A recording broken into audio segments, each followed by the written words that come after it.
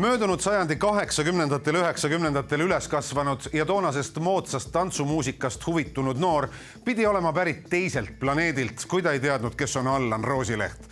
DJ, kelle pidudele lausa pidi pääsema, sest muidu ma suren, ja raadiosaatejuht, kelle saadetes kõlanud uute lugudega kursis olemiseks tuli transistor teibiga kõrva külge kleepida. Vastamaks küsimusele, millest elab ja hingab 90-ndate iidol täna, panime kokku jutumärkides DJ-seti Allani elu edetabelitest anno 2025. Ja julgen teile lubada, et see on kirju ja särav ning samas nii lihtsalt inimlik, nagu meie kangelane ise.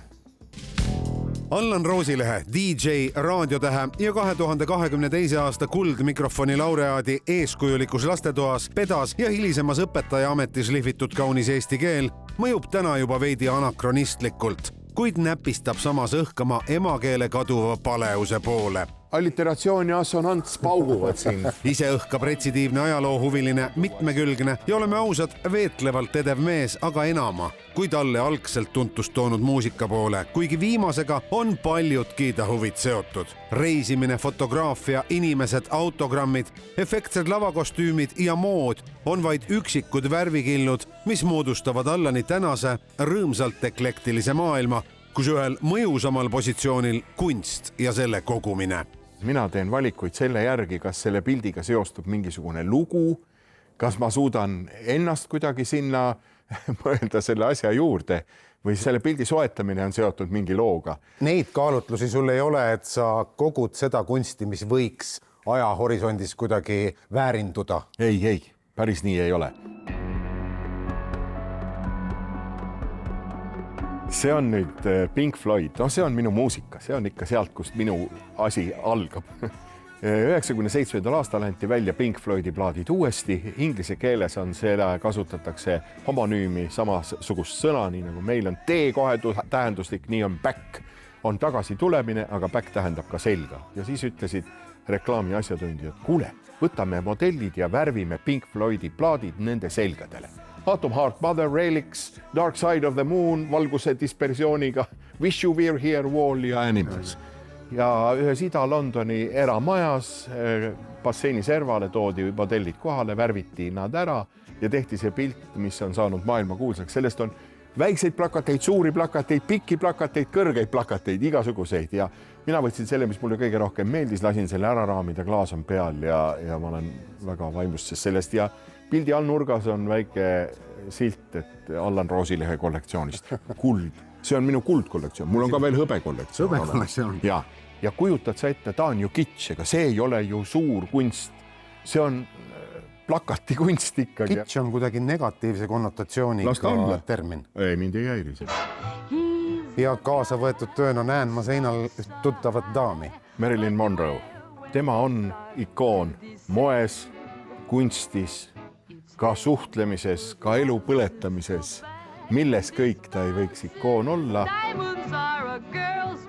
See on foto. See on foto ja see on üks ilusamaid fotosid. Nii et kindlasti ma tahtsin just, et see oleks ka minu kuldkollektsioonis. See daam väärib kulda igati, sest on ta laulnud ju Diamonds are the girl's best friend ja teemantid, kuld, kard. See, mis mulle väga meeldib. Oma ekstravagantsete kostüümide poolest tuntud Ameerika superstar pianist Liberace on kunagi öelnud, et alastuses on demokraatiat, kuid isiksuseks teevad meid dekoratsioonid ja kaunistused. Allan kogenud lavaesinejana teab seda hästi, vaadake või lõvi tema lipsul. Lõvi, see on ju minu tähtkuju. ja ilmselt ma olen elus käitunud ka umbes samamoodi nagu lõvid käituvad. Sinu lakaks, kui jutumärkides nii võib öelda, on sinu pintsakud, millega sa oled aastate jooksul kuulsaks saanud. Palju sul neid erinevaid pintsakuid kokku on? No mõned meetrid ikka on, aga ma hakkan ajaloost pihta ja võtan selle kõige esimese. Olime Tais ja siis ma tellisin selle sealsest. No sealt kõik tellivad omale ülikondi. Võib-olla järgmine on see Toivo Freimann pilt. Toivo Freimann pilt, Allan Roosileht, Andy Warhol on kõik mõnes mõttes sarnased, seepärast, et me oleme kõik väga mitme ala inimesed. Muusika, Toivo teeb maale, teeb pilte, kostüüme, kõiki asju ja see pintsak on nagu maal. see on kunstiteos tegelikult. Sa ikka kannad ka seda? Ja muidugi, sellega ma teen väga palju üritusi tihtipeale. No sellega oli tore lugu. Selles mõttes, et sai käidud mööda kauplusi ja ostetud ikka päris korralikult selliseid revääri kaunistusi. Ja siis teine aeg läks selle peale, et kõik need kaunistused, igaüks oleks õiges kohas, kuhu ta peab täpselt mahtuma. Kõige naljakam oli see, et läks pool aastat mööda ja täpselt samasugust pintsakut nägin ma Robbie Williamsi seljas. Ma mõtlesin, ma olin pool aastat varasem, jõudsin enne. See galerist, kes aitas minu maalidele näituse korraldada Solarise keskuses, viis mu kokku Lotte Jürjendaliga, kes on tikkimiskostüümide meister. Ja Lotte ütles, et tead, et ma tahaksin sulle teha ühe pintsaku, mis on pöörane. Ja siis ühel päeval ta helistas, ütles, tead, ma lõpuks leidsin siia ühe draakoni ja nüüd ma tundsin, et see on täpselt see, mida sa vajad. Ta on selline pikem pintsak ja et oleks ruumi rohkem kulla jaoks. Aga sulle selline bling heas mõttes on läbi kogu elu meeldinud? No kuuled sa, kui juba ülikonna alla pandi tossud, siis mõni haaras kätega moekunstnik 2 käega peast. See ei ole võimalik, tänapäeval me oleme kõik sellega harjunud. Inspiratsiooni sädet leiab uhkete pintsakute kuulsaks kandja erinevatelt moeüritustelt. Tallinn Fashion Week kuulub juba aastaid tema lemmiksündmuste hulka ning jälgib Allan seal muuseas mitte ainult piedestaalile jõudvaid töid, sest nagu DJ hästi teab, tuleb murdja sageli kõige hämaramast saalinurgast. Väga hea meelega olen seal. Minu viimasel väga huvitaval kostüümil oli vist vaatamisi juba üle 100 000 seal. Sa külastad tohutult palju erinevaid üritusi. Jah. Kus sa selle jaoks energia leiad? Kuidas sa jaksad? Ma ei lähe ühelegi üritusele, mis mind ei seo kuidagi, kas korraldajatega või selle ürituse endaga. 90ndate algusesse jääb ka periood, mil Allan ise sündmus või üritus oli. Kogemata või mitte, kuid läks nii, et tema soliidsesse musta ülikonda ja päikeseprillidesse pakitud lavakuju, vuntsiga turvamees, sai defineerima kogu seda pöörast muutuste ajastut ja andis Allanile hüüdnime, millest ta ilmselt kunagi enam lahti ei saa. See oli ju turvameeste ajastu ja kellel tööd ei olnud, see sai tööd turvamehena ja nii edasi ja nii edasi. Aga teades, et see lugu on olnud läbi aegade äärmiselt väga palju tehtud ja väga populaarne. Soomes Danny laulis Kuusamo seda sama lugu. Ja siis mul järsku lõi ette turvamees. Ja siis hakkas kerima ja siis ühel hetkel Pärnu hotellis kirjutasin märkmepaberite peale selle laulu sõnad. Nii läks. Üllatas sind selle laulu menu? No ikka üllatus. Üllatus oli suur, jah. Oma lahkeid taevaseniseid silmi pean ma varjama mustade päikeseprillide taha. Mitte, et ma midagi kardaksin, vaid et mind õigesti mõistetaks. Päike on erakordselt tere.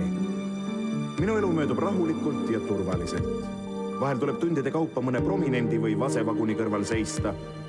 Harva õhtu pimeduses võib end vabamalt tunda ja mõnele napsitanud tülinorijale pasunasse anda. Kuid selle kõige juures tuleb jääda soliidseks, vaosoituks, rahulikuks. Sest mina olengi turvamees vabaduse puiesteel. Pisikese maja ees seisab BMW. Turvamees, must ülikond ja lips on ees. Raha eest teeb tegusid mees. Turvamees oli võimas lugu. Riburada pidi tulid selle jäälõhkuja järel popmuusikasse Rahamees, Supermees ja teised. Möönan, et ka mu enda tuntud laul Varumees oli pealkirjas vähemalt osaliselt kantud turvamehe tohutust menust. Kuude kaupa edetabeleid krooninud ikooniline lugu oli nii suur, et võimaldas esitajal kohati end lausa kõik võimsana tunda. Ma olen tundnud seda, mida Alan Freed 50ndatel aastatel, et kui see plaat, mida ta õhtul mängis, hommikul poes müügil ei olnud, siis tekkis linnas paanika. Nii et kui minu saade ära lõppes Raadio 2 ja siis oli telefonikõne, et kuule, seda lugu on kohe vaja, seda on kohe vaja seda lugu. Sest ma ei löö risti ette, kui muusikas midagi tehakse. Kas ta on halvasti tehtud või paha või hea või mina ei vali. Kui ma selle korra ära mängin, siis ma mängin. Turvamehena jagas Allan ka lugematult autogramme. Täna kogub ta neid ise. Tema autogrammi kogusse jagub signatuure nii kuulsustelt kui neiltki, keda laiem avalikkus võimalik, et ei tea. Allani jaoks on siin aga isikust vaatet olulisemgi hetk, mis inimesed kokku tõi ja lugu, mis konkreetsel autogrammil läbi selle hiljem jutustada. Täna on Allan ilusa elu La Bella Vita omalaadseks etalooniks. Tal on võimalusi, nagu öeldakse, kiusatustele järgi anda ja nautida seda, milleks huvi ning mida elu talle pakub. Selle nimel on tulnud muidugi aga ka vaeva näha ning mida ta ei salga, selle eest on ta pidanud ka lõivu maksma. Kui oluline raha sinule on su karjääris olnud? No eks kindlasti on olnud. Selles mõttes, et ma olen praktiliselt esimestest luuletustest, kui ma sain oma honorarid, oma raha ikkagi ise teeninud. Leidnud ise võimaluse, see disko hakkas juba kohe praktiliselt peale kooli pihta. Ma ei olnud ise ühelgi diskol käinud, kui ma oma esimese klubiürituse tegin. 90-ndatel räägiti legende sellest, et Allan Roosilehe honorarid on Eesti kõige kallimad. Räägiti legende ka sellest, et Allan Roosileht on väga valiv nende tööde osas, mida ta vastu võtab. Kas see oli teadlik kuidagi oma staatuse positsioneerimine? Ma tahan olla kõige paremini makstud DJ. Ei, see ei tulnud sellest. See minu graafik läks lihtsalt käest ära, sest sai tõesti igal pool käidud, kus buss peatus. Klubides Eestimaa läbi sõidetud kuni Läti piirini ja kui mul oli üle 200 erineva publiku aastas, siis ma mõtlesin, et siis see hakkas väga tõsiselt ikkagi tervise peale ja eks ma siis ise murdusin ka. Muusikat mängib Allan tänagi, kuid et ammu enam ei pea, saab ta seda teha valivamalt ja nautivamalt. Kui palju sina täna üldse aktiivselt veel inimesi lustitad? Täpselt nii palju, kui kutsutakse. Kas lava armastab noori? Millal on õige aeg rattalt maha astuda? Vaadates kõiki neid, kes on laval. Vaata Mick Jaggerit, vaata Keith Richardsit, kes on kogu maailma mürgid endast läbi lasknud. Nii kaua, kui on maksvat publikut, nii kaua tuleb laval käia. Tead sa, ega see ei ole ikka ainult rahas kinni ka. Praegu ma olen, kuidas ma ütlen, just kui oleksin kooli vaheajal. Ärkan, mis kell tahan, lähen sinna, kuhu tahan, kuhu meeldib, kus on lahedad inimesed. Ma olen meeletu suhtleja. Kes seda naudivad, siis see on hästi tore. Soovime Allanile mõnusat katkematut koolivaheaja jätku, et kõik reisid reisitud ja kõik maalid maalitud saaksid ning et pintsakuid selle jaoks ikka jätkuks. Ja ma üldse ei pahandaks, kui ta kõige selle juures omaette ümiseb. Oma lahkeid taevasiniseid silmi pean ma varjama mustade päikseprillide taha. Mitte, et ma midagi kardaksin, vaid et mind õigesti mõistetaks.